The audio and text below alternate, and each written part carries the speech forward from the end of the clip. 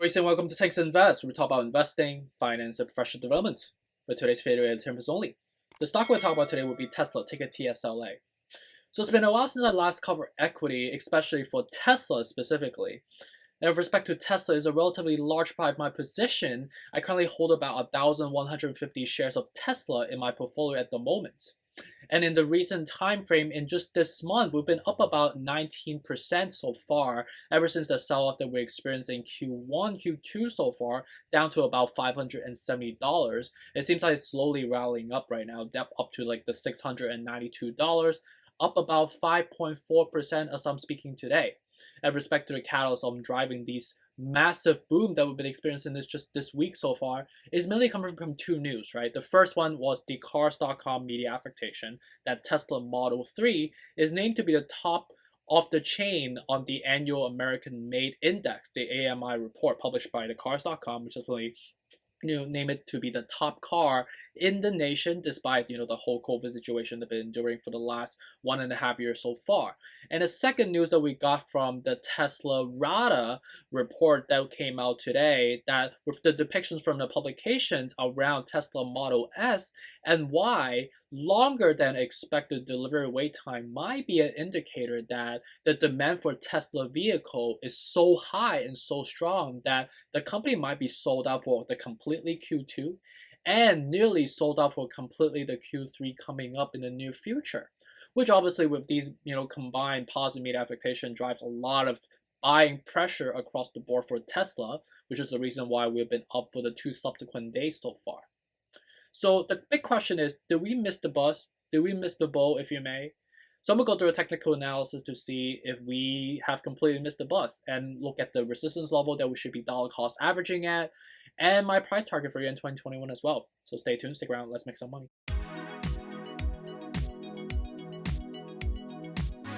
Alright, so moving on to the technical analysis for Tesla, ticker TSLA, you could see that as I'm speaking right now at 1:05 p.m. on the Eastern time right now, we're basically 3 hours away from the market closing. We're up about 5.5% today, so which is a relatively green day for me, so I'm very happy right now. And with respect to the historical chart, just to recap real quick, you can see that ever since last year in December, we drove it all the way up from the $562 level all the way to the $900 level, right? And with respect to this catalyst, this was mainly driven by the S&P 500 inclusion, the stock split from 5 to 1, and also with respect to just a lot of green evolutions, right? With respect to the Biden's administration on the green energy plan, also with the green energy emission plan that China, the government official, has proposed to us as well, which subsequently drive a lot of positive affectation across the stock market in the EV sector, not just including Tesla, but NIO, XPeng, and Li Auto as well, right?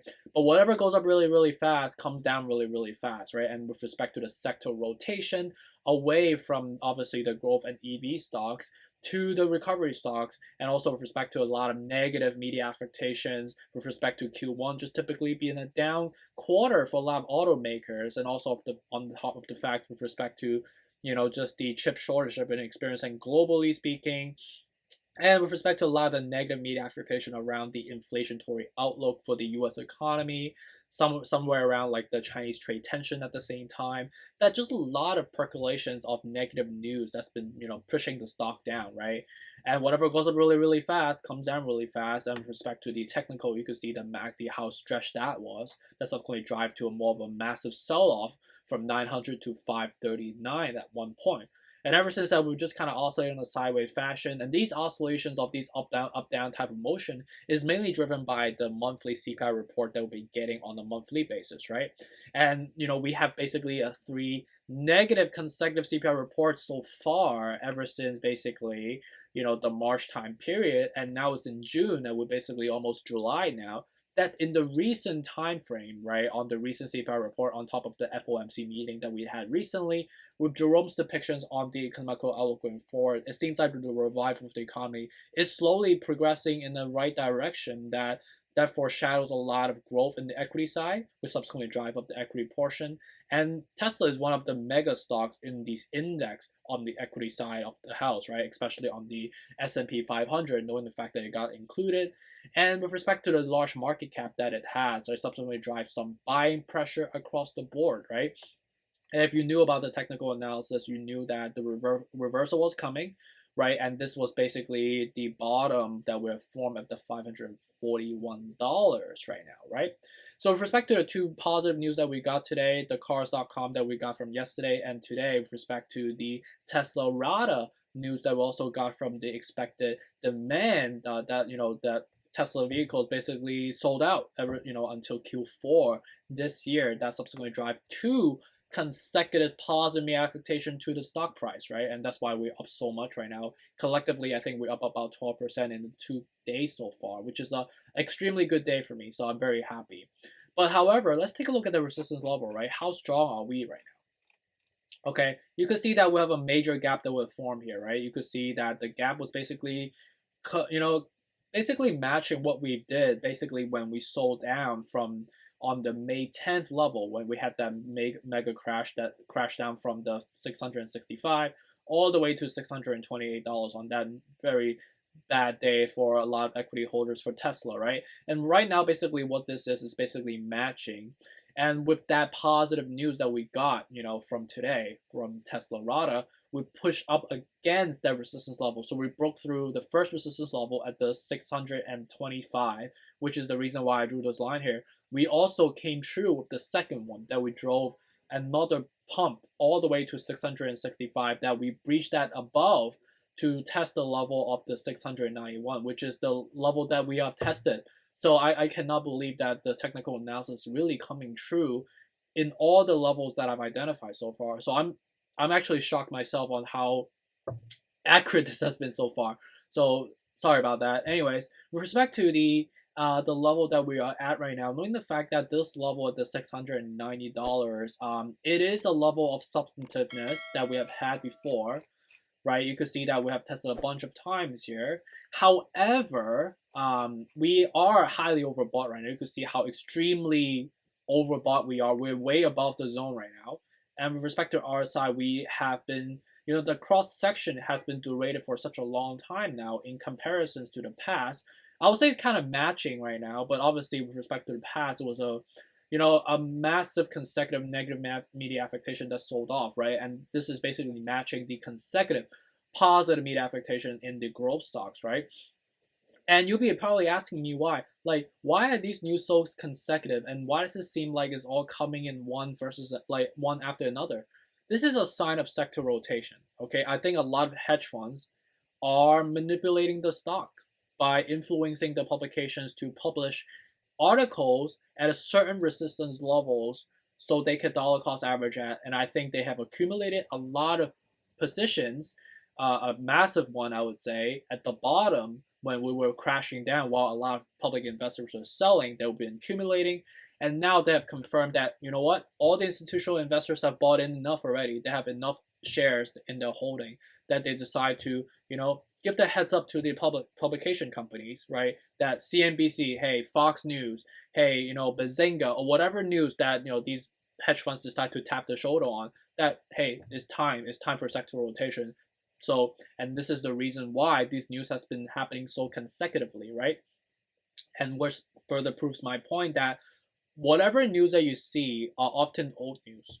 Okay, these are news that we call them news, but technically they are old news in a Wall Street perspective, right? So whenever you see a lot of positive news going on, you have to be extra careful and cautious, right? Because the risk is increasing right now, and with respect to the level that I see going forward, do we see that we're gonna breach above 700 anytime soon? I think there's a possibility to do so if we get not a positive news because the hedge funds are rotating right now. They want to be buying back up again. We're gonna see extremely positive news again over and over again. And this is not a coincidence, this is just market manipulations, right? But how likely is that gonna happen, right? Because you're forming a lot of gaps right now. And when you form this many gaps and you pump up this fast, it's gonna crash just as fast, right? And the test of the technical analysis is showing that we're highly overbought on all levels right now. So I think the next psychological resistance level that we will be probably coming down to come back on Earth would be somewhere around like the 665. So I wouldn't buy at this moment right now. And frankly, I have enough positioning for myself and my family that I don't want to be incurring more risk at this moment right now. So I would buy at the 665 if we go back down because that's a very strong substantive level. And I think the likelihood of actually coming back down to the 625 would be likely before we pump up again. Because that's just like a normal course of cadence, right? You need to cool down the MACD and the RSI before you go back up. You can't just go up like a rocket ship without, building some ground to be in between, right? And luckily we have been building some ground. So the likelihood of us, retesting all-time high going forward with the sector rotation to hit $900 something again will be very likely now, because this is basically confirming the reversal. This is confirming with the sector rotation based on just how obvious and how coincidental are these media affectations so far, right?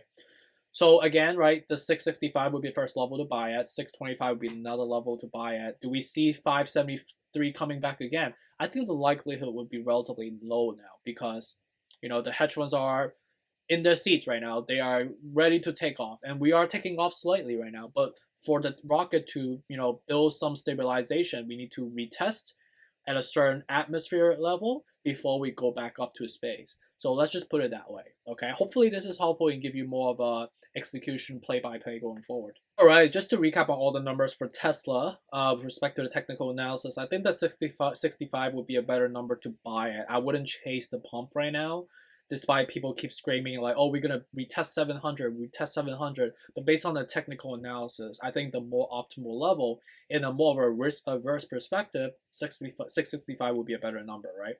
And I think even more optimal level would be the 625. That should be coming contingent on the logics of the market dynamics to be in play.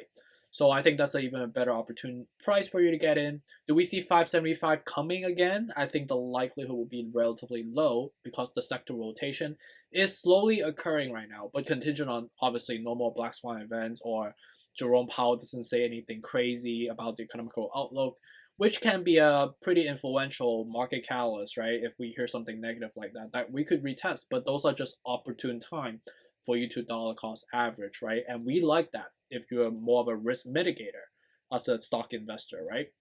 And my price target 950, which is subsequently, if you buy 665 right now, 42 or 43 times your percent of your upside right here, 1.4 times your money from here. So for there, respect my technical analysis on Tesla ticker TSLA. Hopefully this is helpful in giving you that transparency, that clarity on to executing your price point going forward. I don't think we necessarily missed the train, but we have been waiting for the train for like the last quarter and a half so far, right? So this is something that's expected. I've been talking about the reversal coming, and this is just a dramatized affectation that the hedge fund is performing for us, right? With the subsequent positive news article that we've been getting so far, right? So something to be questioned of, but obviously a good thing for me, knowing the fact that I'm a big investor into Tesla. So green days are always great days for me. So hopefully this is helpful, and please feel free to give me any questions. If you have any questions, I'm happy to address them. And please hit the like button, subscribe button, also the bell notification. And watch out for the next video coming up. Take care. Bye.